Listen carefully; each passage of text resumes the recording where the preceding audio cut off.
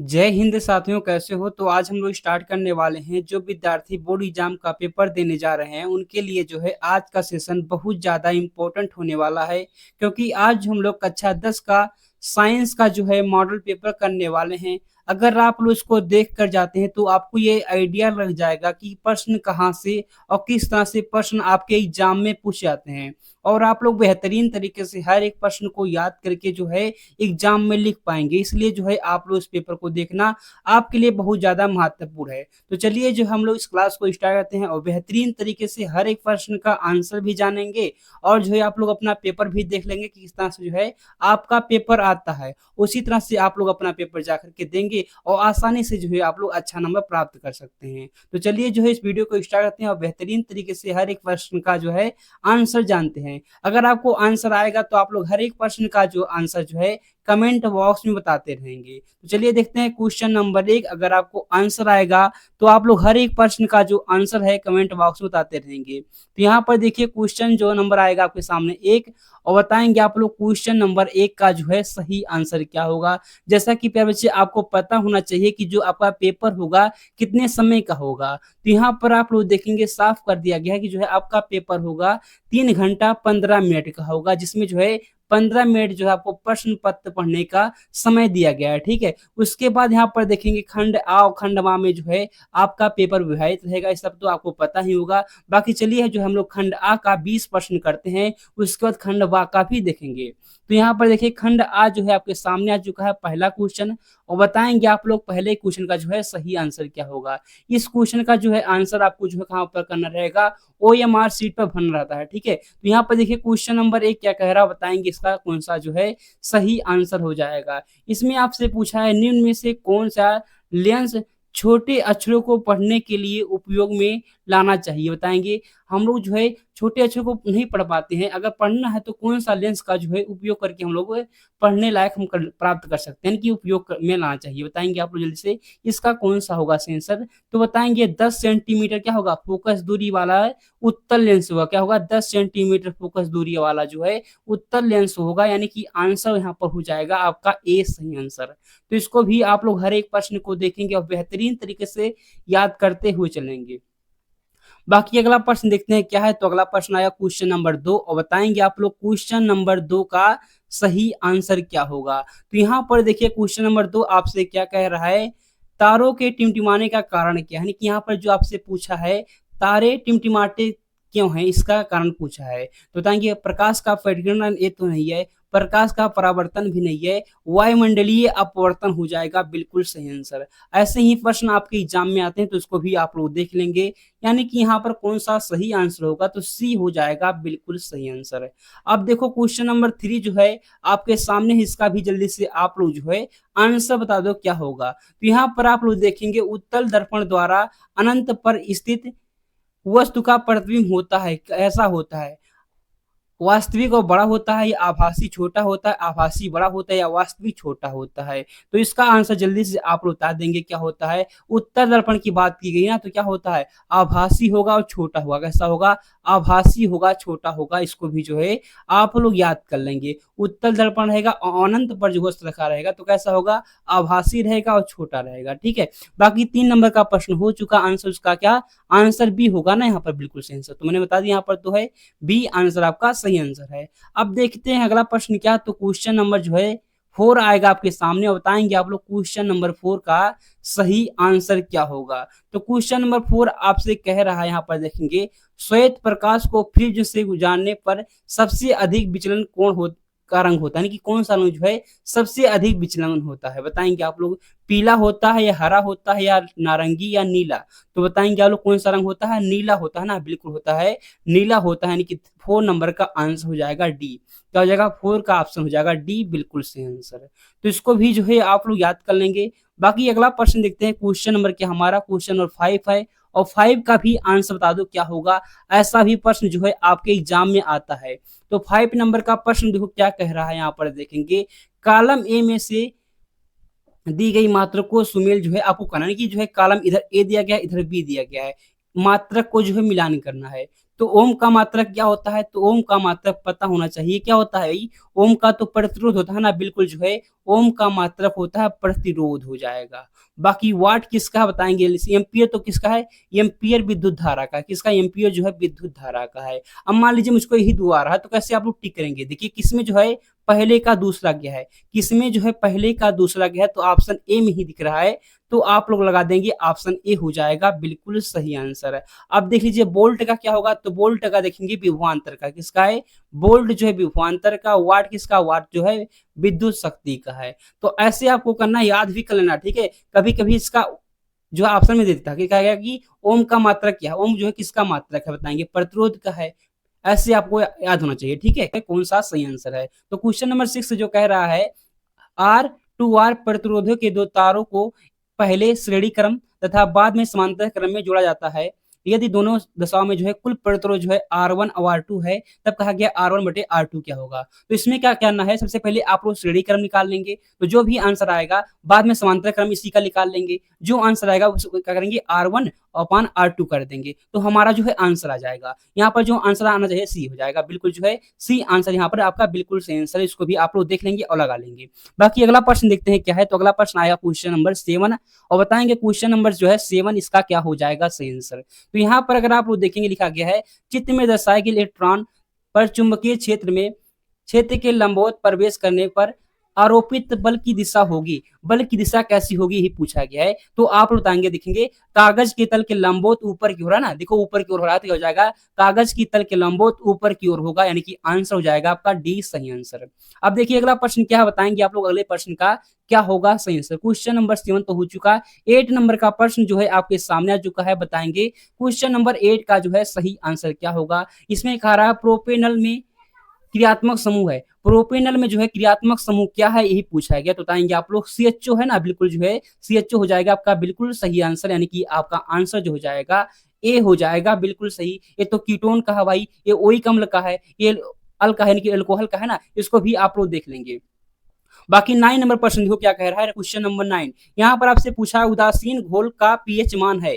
उदासीन घोल का जो है पीएच मान कितना होता है? तो 7 होता है, बिल्कुल जो है 7 होता है, यानी याद कर लेंगे आप लोग, आंसर हो जाएगा ए सही आंसर। ऐसा प्रश्न पूछ सकता है शुद्ध जल का पीएच मान कितना होता है? 7 होता है। तो इस सब प्रश्न को तो आपको याद करना है, ठीक है। ऐसे प्रश्न आपके एग्जाम में आएंगे क्योंकि यही जो है पेपर भी है। बाकी देखो हमारा 10 नंबर का प्रश्न आपके सामने है और बताएंगे आप लोग क्वेश्चन नंबर 10 का जो है सही आंसर क्या होगा। इसमें लिखा गया है निम्नलिखित में कीटोन है, कीटोन कौन सा ही पूछा गया। तो कीटोन की बात करते हैं, बताएंगे आप लोग कौन जो है कीटोन है। क्वेश्चन नंबर 10 का जो है क्या हो जाएगा आंसर। प्रोपेनल तो नहीं होगा, एथेनल भी नहीं होगा, प्रोपेन भी नहीं होगा, प्रोपेनोन होगा। क्या होगा? प्रोपेनोन होगा, यानी कि आंसर सी हो जाएगा आपका बिल्कुल सही आंसर। 10 नंबर हो चुका। अब 11 नंबर प्रश्न देखो, बताओ क्वेश्चन नंबर 11 का सही आंसर क्या है। इसमें कहा है ठंडे जल में हाइड्रोजन गैस बनाने वाला तत्व है।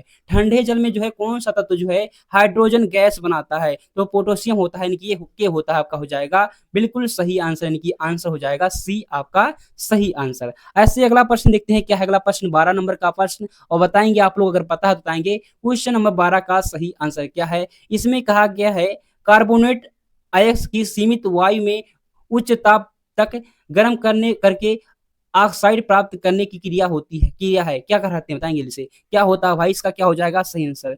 तो क्या होता है बताएंगे जल्दी से। निस्तापन होता है क्या? बिल्कुल जो है निस्तापन होता है, प्रगलन नहीं होता है, भर्जन भी नहीं होता है, यानी कि देखेंगे तो आंसर आपका हो जाएगा ए सही आंसर।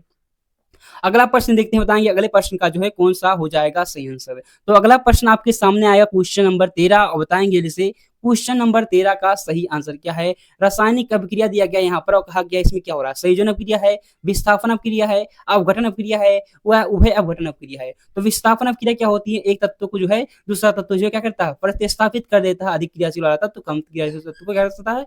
प्रतिस्थापित कर देता है। तो यहाँ पर क्या हो जाएगा, यहाँ पर बात करते हैं विस्थापन हो जाएगा क्या? बिल्कुल जो है विस्थापन हो जाएगा, यानी कि आंसर हो जाएगा बी आपका सही आंसर। यहाँ पर देखेंगे एफ है, सीयू को क्या करता है? विस्थापित कर दे रहा है, यानी कि आंसर हो जाएगा जाएगा आपका बी हो जाएगा बिल्कुल सही आंसर। तो ऐसे आपको देखना है। बाकी देखिए 14 नंबर का प्रश्न आ चुका आपके सामने और बताएंगे जल्दी से क्वेश्चन नंबर 14 का सही आंसर क्या होगा। स्वपोषी पोषण के लिए आवश्यक है, स्वपोषी जो है पोषण के लिए जो है क्या आवश्यक है भाई, कहा कार्बन डाइऑक्साइड क्या आवश्यक है, बिल्कुल है, क्लोरोफिल का भी है, सूर्य का प्रकाश का भी है, यानी कि देखेंगे ये सभी हो जाएगा, यानी कि आंसर डी हो जाएगा आपका सही आंसर। ऐसे देखिए 16 नंबर का भी प्रश्न आपके सामने है। इसमें क्या कहा गया है, निम्नलिखित में से कौन पादप हार्मोन है, पूछा गया कौन जो है एक पादप हार्मोन है, जल्दी से बताएंगे कौन है भाई, जल्दी से बता दो कौन सा जो है इसमें से पादप हार्मोन है। तो साइटोकाइन जो है बिल्कुल हो जाएगा, साइटोकाइन क्या है एक पादप हार्मोन है, यानी कि बात करते हैं तो यहाँ पर जो आंसर हो जाएगा आपका बी हो जाएगा सही आंसर। अगला प्रश्न देखते हैं क्या है 16 नंबर का प्रश्न और बताओ जल्दी से क्वेश्चन नंबर 16 का जो है सही आंसर क्या होगा। तो क्वेश्चन नंबर 16 जो आपसे कह रहा है परागकोश में होते हैं, परागकोश में क्या होते हैं, अंडाशय होते हैं, गलत हो जाएगा भाई, गर्भाशय भी नहीं होता है, वह दल भी नहीं होता, पराग जो है कण होते हैं, क्या होते हैं पराग कण होते हैं, यानी कि आंसर हो जाएगा सी आपका सही आंसर। ऐसे देखिए क्वेश्चन नंबर 17 क्या कह रहा है, पुनर्भवन है कि पुनर्जनन द्वारा प्रजनन होता है, किसमें जो है पुनर्जनन द्वारा क्या होता है प्रजनन होता है, हाइड्रा में, या बताएंगे किसमें होता है, जिस क्या हो जाएगा इसका आंसर, इसकी बात करते हैं तो हाइड्रा में बिल्कुल हो जाएगा ना, हाइड्रा में होता है, यानी कि आंसर हो जाएगा आपका ए सही आंसर। तो ऐसे प्रश्न को प्यारे बच्चे आप लोग याद कर लेंगे और लास्ट में आप बताएंगे आज जो है आपका स्कोर कितना रहा, ये लास्ट में जो है आप लोग बताएंगे। बाकी अगला प्रश्न जो है आएगा 18 नंबर का प्रश्न और जल्दी से बता देंगे क्वेश्चन नंबर 18 का जो है सही आंसर क्या होगा। तो क्वेश्चन नंबर 18 कह रहा है दो तंत्रिका कोशिका के मध्य खाली स्थान को कहते हैं, दो तंत्रिका जो है कोशिका के खाली स्थान को क्या कहते हैं, उसके बीच के बताएंगे, जल्दी से हो जाएगा स्पेस कहते हैं, स्पेस कहते हैं, देखेंगे तो स्निफेस कहते हैं, देखेंगे तो आंसर जो हो जाएगा आपका क्या हो जाएगा, आंसर हो जाएगा ए सही आंसर, बाकी सब गलत दिया गया है। बाकी 19 नंबर का प्रश्न देखो, इसमें क्या कह रहा है, निम्न में से कौन सा परितंत्र में उत्पादक का उदाहरण है, बताएंगे जो है कौन जो है उत्पादक का उदाहरण है, शेर है, हिरण है, या जो है हरे पौधे हैं, या वर्षा है। तो क्या हो जाएगा भाई इसका सेंसर, तो हरे पौधे सभी लोग जानते हैं भाई, सभी लोग लगाएंगे हरे पौधे पर, यानी कि आंसर हो जाएगा सी सही आंसर, इसमें कोई दिक्कत हो नहीं ना है। बाकी देखो अगला प्रश्न क्या है, तो अगला प्रश्न आएगा आपके सामने क्वेश्चन नंबर 20 और बताएंगे जल्दी से क्वेश्चन नंबर 20 का सही आंसर क्या होगा। तो यहाँ पर पूछा गया मेंडले ने अपने प्रयोग में मटर के पौधे के किन लक्षणों का अध्ययन किया, बताएंगे किन लक्षणों का जो है अध्ययन किया था मेंडले जी ने, बताएंगे जैसे, तो गोल और झुर्रीदार बीज, क्या हो जाएगा गोल और झुर्रीदार बीज, यानी कि आंसर हो जाएगा आपका ए आपका सही आंसर हो गया। तो यहाँ पर जो है खंड आ कंप्लीट होता है और 20 प्रश्न जो है एमसीक्यू आते हैं आपके भी एग्जाम में आएंगे बिल्कुल 20 प्रश्न। तो आप लोग बताएंगे आज जो है इस पेपर में जो है 20 में से आपका स्कोर कितना रहा है, जल्दी से बताएंगे आप लोग 20 में से स्कोर कितना रहा। बाकी अब चलिए हम लोग स्टार्ट करते हैं पार्ट 2 यानी कि खंड बा, और खंड बा को बेहतरीन तरीके से देखेंगे और आप लोग यहाँ से जो भी प्रश्न आएगा उन सब प्रश्न को आप लोग तैयार करके एग्जाम देने जाएंगे।